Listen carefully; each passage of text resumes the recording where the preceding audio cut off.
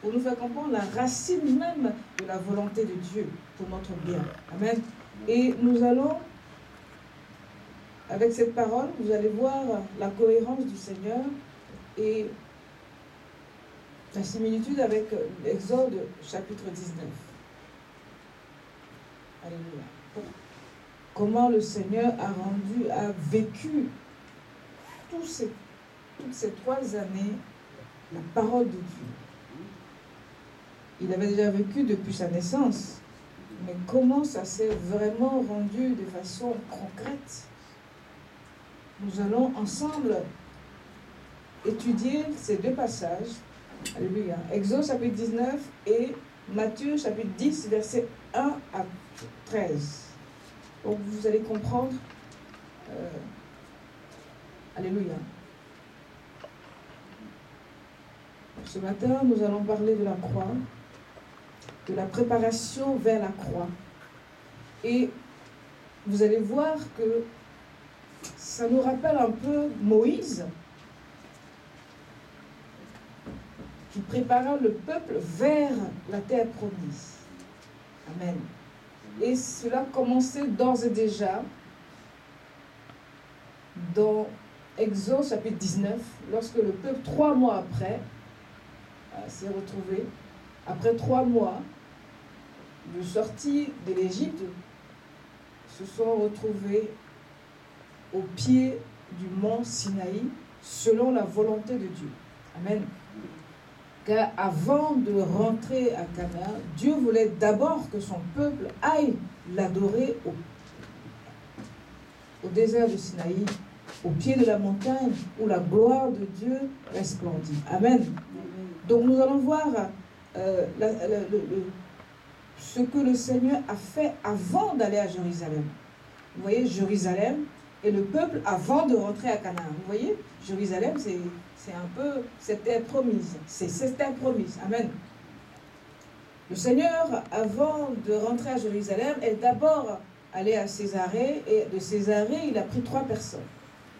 Amen.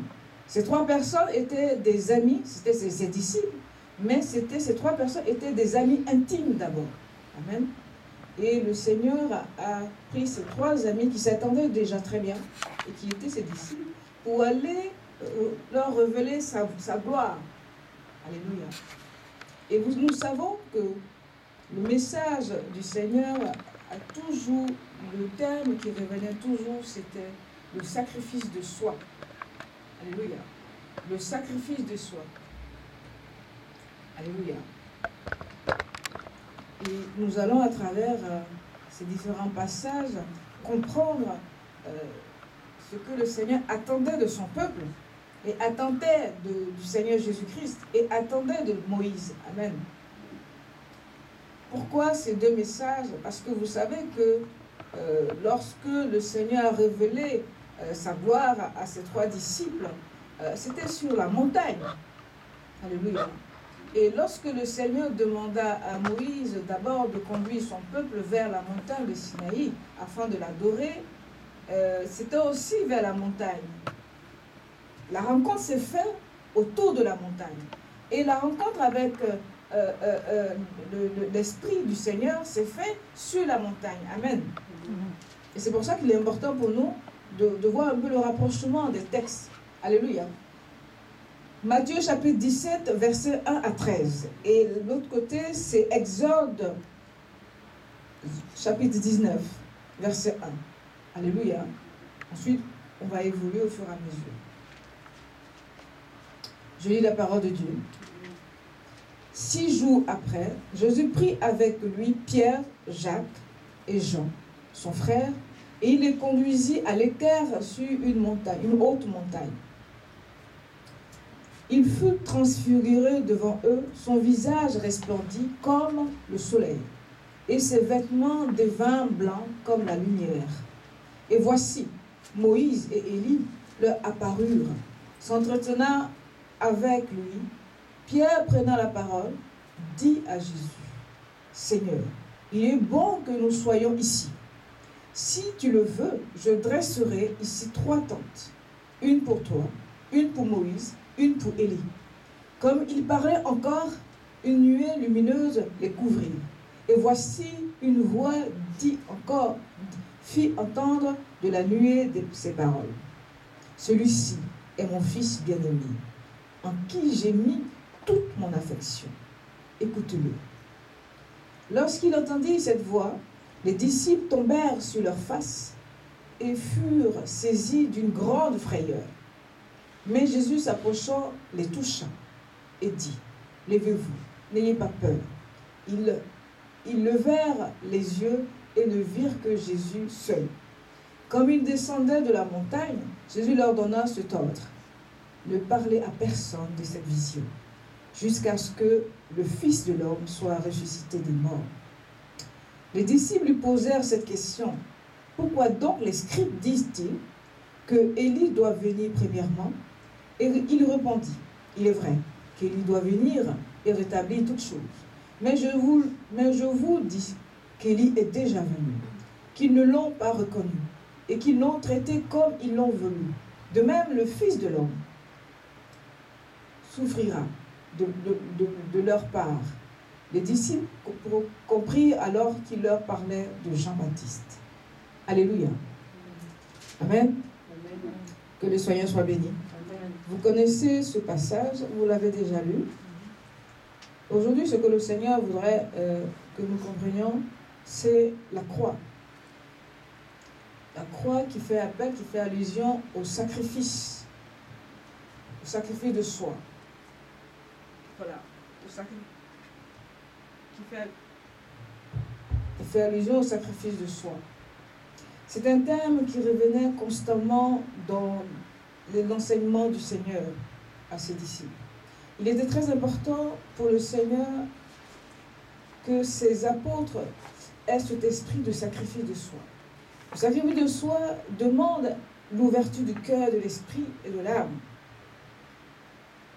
Mais quand on parle de sacrifice de soi, on ne parle pas obligatoirement de mener une vie d'ascétique, ou d'enfermement, d'isolement, mais une volonté d'obéir à ses paroles.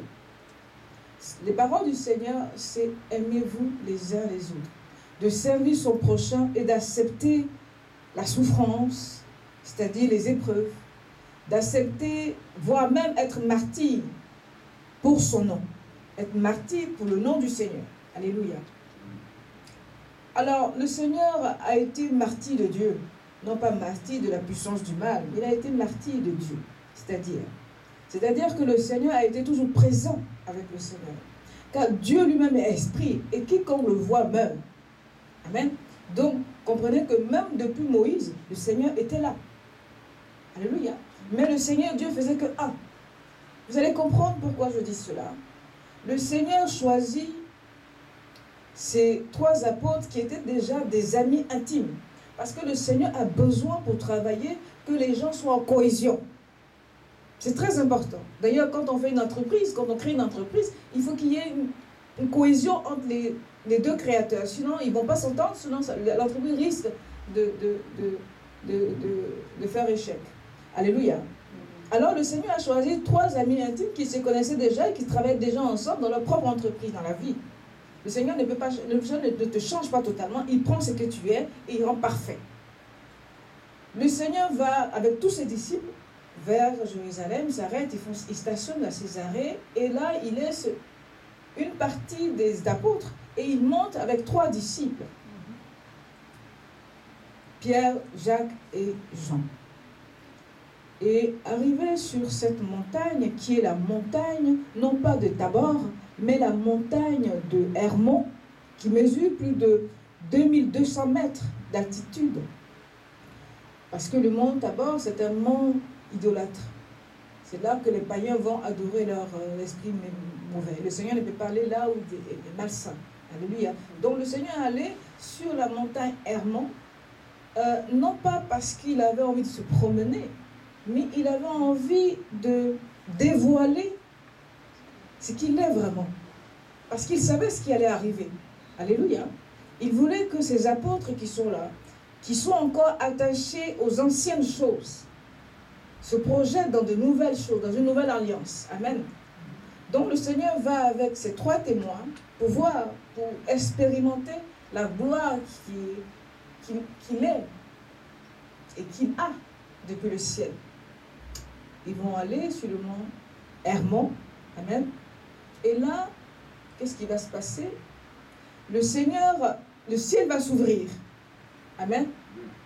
Le ciel va s'ouvrir et les gens vont voir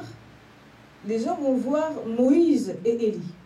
C'est pour ça que tout à l'heure nous allons rentrer dans le livre de Exode chapitre 19, parce que c'était Moïse qui était le libérateur, qui était le médiateur entre le peuple et Dieu. Et là, le Seigneur est le médiateur entre nous et Dieu. Le Seigneur était le médiateur entre le peuple pour lequel il est venu d'abord et par qui nous avons cette rédemption. Moïse va fortifier le Seigneur dans cette conversation. Et Moïse et Élie représentent la loi et les prophètes. Alléluia. Et ce sont les prophètes qui ont annoncé la mort du Christ. Alléluia. Amen. Et ce sont les prophètes qui, dans Malachie, qui ont annoncé la venue de Élie. Alléluia. Avant le Messie. Amen. Alors, le Seigneur va dévoiler sa gloire depuis le ciel et une voix va retentir. Parce que, pourquoi le Seigneur va retentir cette voix? Parce que Pierre était en train de mettre sur un pied d'égalité entre Moïse, Élie et le Seigneur Jésus-Christ. Élie sur un pied d'égalité ou Moïse sur un pied d'égalité que le Christ. C'est une erreur que l'homme peut faire. Alléluia. Amen. Parce que ces deux étaient envoyés du Christ et ont parlé du Christ, ont annoncé la venue du Christ. Amen. Donc, le Seigneur, depuis le ciel, entendait ce que Pierre disait. Et le Seigneur voyait que Pierre était dans l'erreur. Alors, une voix va retentir pour parler à Pierre. Alléluia. Lorsque les disciples vont entendre cette voix, ils seront saisis de frayeur et ils vont se prosterner. C'est une image de tous ceux qui, quand ils voient la gloire de Dieu, prennent conscience de la présence et de la puissance de Dieu, donc fléchissent genoux. Et le Seigneur, l'Éternel Dieu, depuis le ciel, va leur dire, c'est lui, il est plus grand que Moïse, il est plus grand que Élie. Écoutez-le. Écoutez ses paroles. Ne vous référez pas aux anciennes choses. Tout à l'heure, je parlais de... Parce qu'ils étaient dans les anciennes choses. Ils n'avaient que ça. Et c'est vrai, au départ, il n'y avait pas l'évangile. Il n'y avait que les lois. Il n'y avait que les paroles que disaient les rabbins et l'interprétation que les rabbins faisaient de la parole de Moïse, que Dieu lui avait donnée.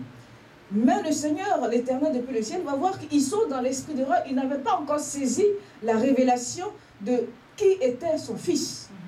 Alors, il va leur dire de façon visible et audible que celui-ci là, qui parmi vous et qui n'a pas d'éclat, c'est lui que j'ai envoyé pour vous libérer. C'est votre libérateur. C'est de lui que Moïse parlait, que Dieu allait envoyer un homme comme moi. Moïse aurait dû dire non plus que moi, peut-être. Alléluia. Et eux, toujours vont être toujours dans cette régression.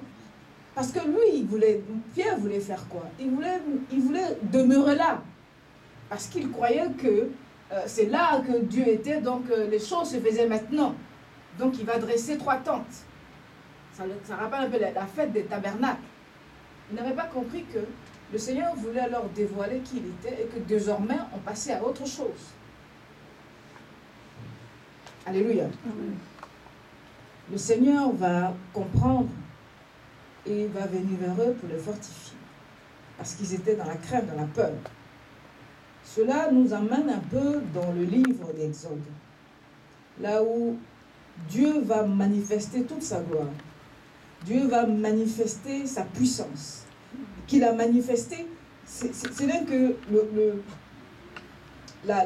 l'image de ce que Dieu a fait avec Moïse, dans Exode chapitre 19, que Dieu répète dans Matthieu chapitre 17 avec le Seigneur Jésus-Christ. Parce que le Seigneur Jésus, il était lors de l'Exode. Il était